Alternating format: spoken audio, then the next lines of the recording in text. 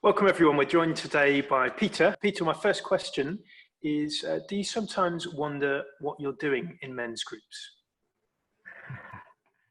I often wonder what I'm doing in men's groups, but I particularly wonder on my way to men's groups. So for me, the main group that I go to involves getting up quite early and a train trip, and and it's a bit of a drag. And often on that journey, I'm thinking, oh, I don't know why I'm doing this.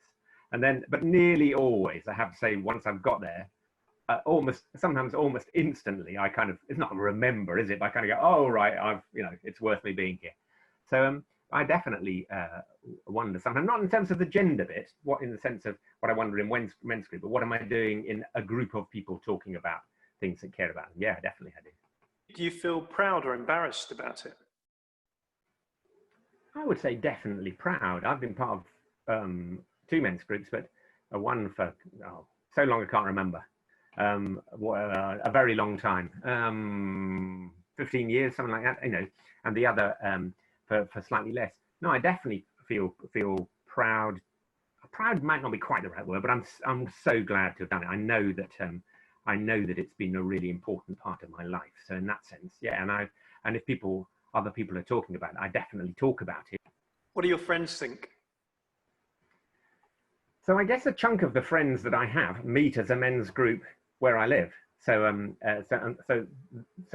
in two groups. One in which is more is really much deeper, and then the one in the hometown which is less deep. It's still a private, confidential conversation, but because we know we know each other's partners and so on, it inevitably it's not as deep. In many ways, most of my friends here are women, and they would welcome it.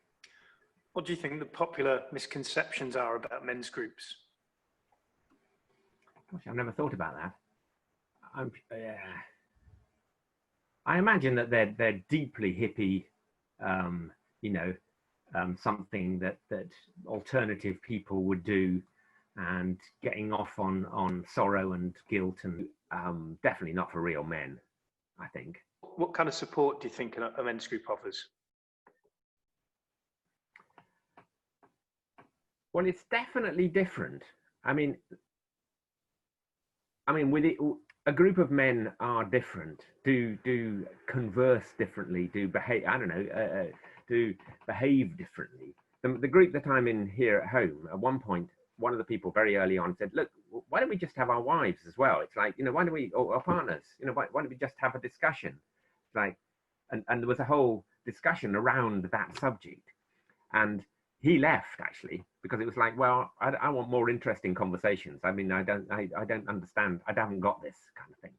But I and those who remained, I think, had got it, that you do have different conversations, it seems. But if there were women in the room with us, I'm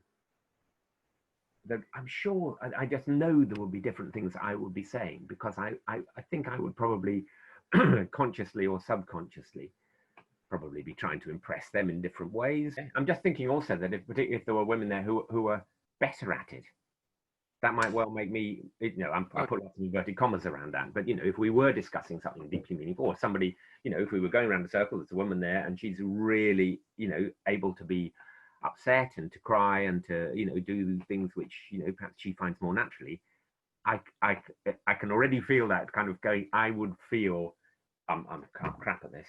I feel a lot about this, but I can't cry like that. It would make me just go back into my shell. I can't do this.